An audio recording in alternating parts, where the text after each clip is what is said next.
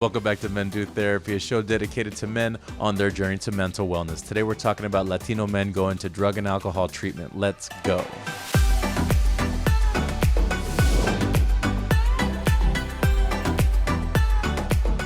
Hey everybody, welcome back to Men Do Therapy. I'm your host, Rene Garcia. Really glad for you to be here today. We're talking about Latino men going to substance use disorder treatment, but before we do that, please turn on notifications, subscribe. I'd really like for you to check out episodes we're putting out weekly about this topic of Men Do Therapy. And despite my better judgment, something that I actually kind of put the scare of death into my daughter about doing is I have signed up for a TikTok account.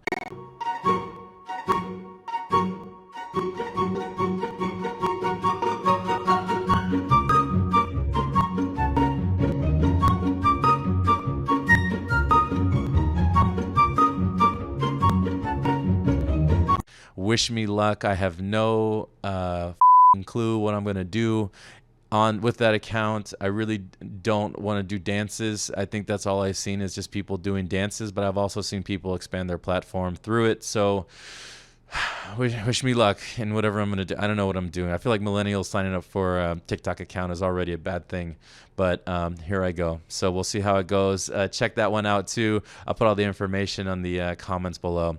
So today we're talking about Latino men going to drug and alcohol treatment. Substance use disorder treatment would be the official name.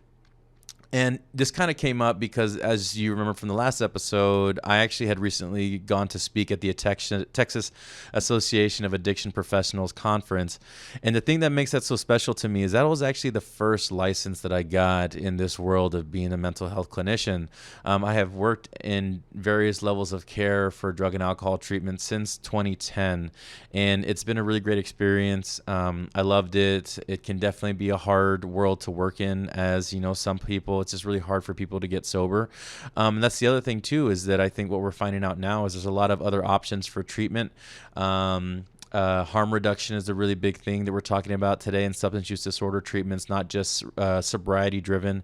And one of the cool things that I loved about the TAP conference, that's what they call it for short, Texas Association of Addiction Professionals, so TAP for short, is they actually gave me, I don't know if you can see this, Narcan.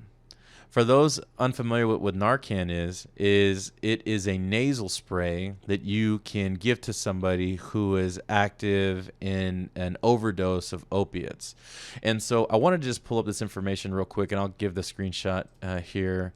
Is, you know, there have been since 1999, 841,000 people who have died of opiate overdose.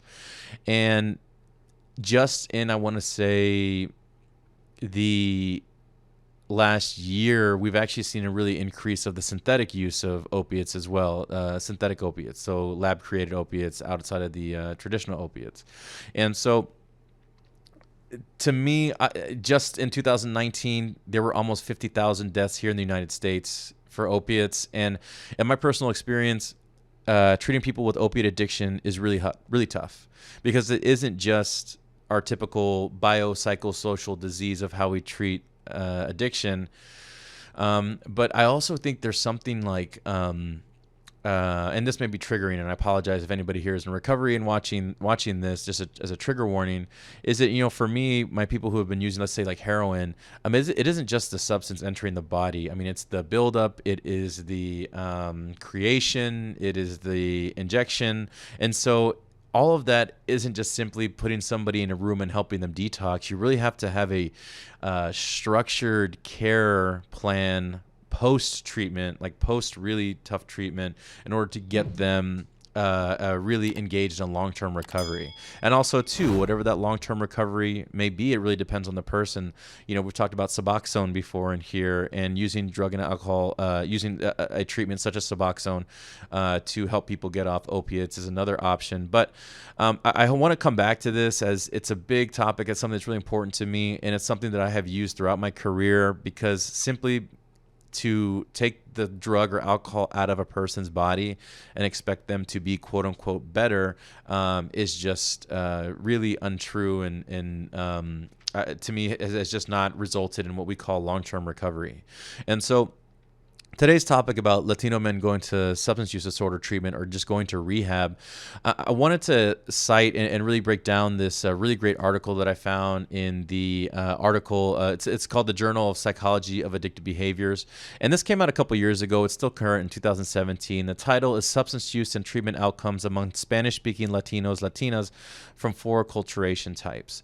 And so with it being Hispanic Heritage Month or Latino Heritage Month or Latinx Heritage Month or I don't know, whatever you refer to you, if you come from a Spanish-speaking family, okay, if you had a family member that has laminated letters of the Corinthian in their purse, if you come from a family that drinks coffee at 11 p.m. at night, so like, if you come from a Spanish-speaking family, right now, today in the United States is Hispanic Heritage Month. So September 15th to October 15th. So this month we're celebrating everything Latin heritage, which I'm really excited about. Something that's really powerful to me, means a lot to me, is being a Latino therapist and male therapist, something I'm very proud of.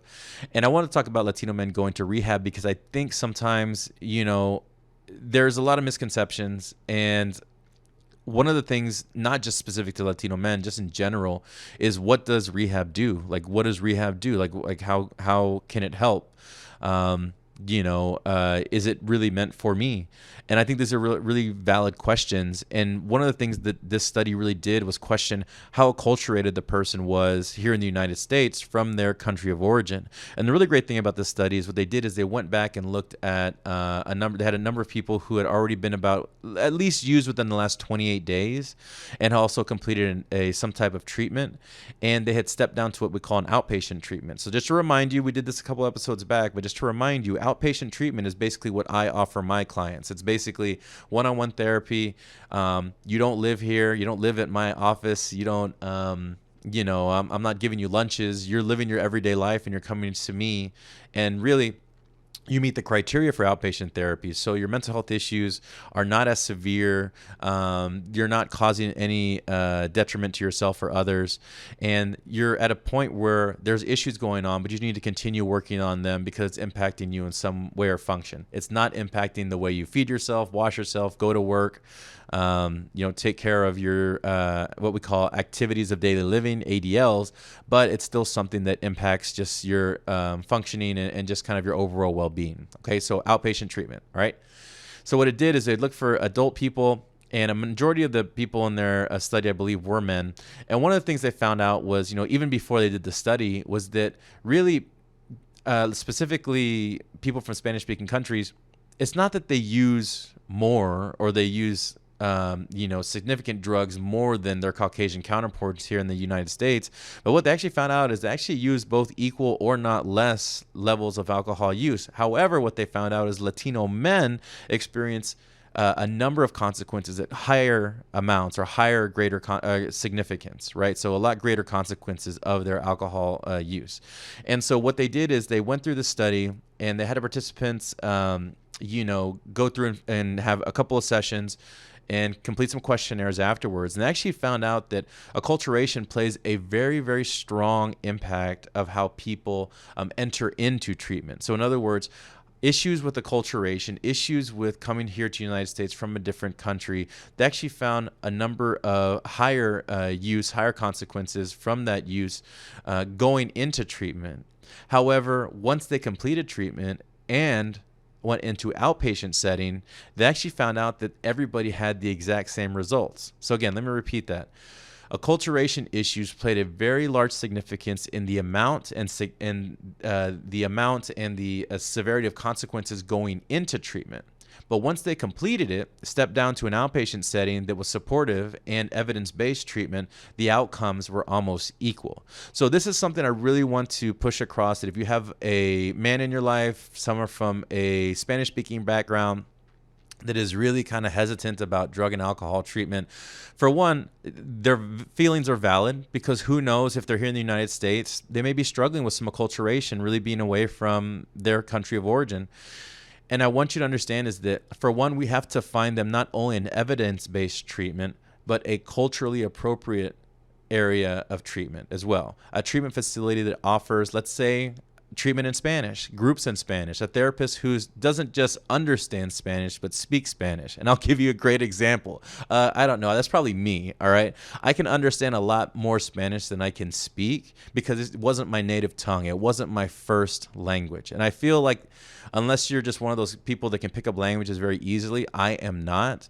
I think a lot of people who don't grow up and really understand and speak a language. Like, here's a good example that I can, it's a funny example, but I don't know how else to do it. Sometimes I ask people who are saying, oh yeah, I speak Spanish. Do you pray in Spanish? Because I feel like that is a very intimate relationship between you and a higher power. It doesn't have to be God, doesn't have to be anybody else, but just what language do you pray in? That to me is a language that you're comfortable in. You're able to emote, express emotions in. I pray in English. I have prayed in English in my past. I do not pray in Spanish. I understand Spanish, but to me, to really communicate and effectively get across therapy to another client or get to understand what their experiencing is, I'd really want to make sure that client feels comfortable with my knowledge of Spanish. And so I think really if you're looking to get a male loved one in your life whose primary language is Spanish, is to really find a treatment facility that offers those services. And really, there are a number of facilities that do offer that. You just have to make sure you ask those questions before you go in there, because that was one of the really great things that this study pulled out was that, one of the things is that how comfortable was this person to engage in treatment and to express what they're going through with their therapists, with their treatment providers, with whoever's giving them this information, so they can ask questions, they can feel comfortable, and also to understand the acculturation issues, right? What does it mean to come from a different country to come in this country? What does it mean to leave a home place where you feel very comfortable to go to a place because it's something that you're doing for your family and the well-being of yourself? And so be willing to be open and ask those questions and to provide them a place where they can feel supported. Because I really feel this is one of my tenets of doing this whole men do therapy thing is that I don't give a how people get to treatment. It's really irrelevant. It's really what are they doing while they are here in treatment. So many times with my male clients, they were not the first ones to give me a call. It was usually a loved one, a family member, a spouse, a partner.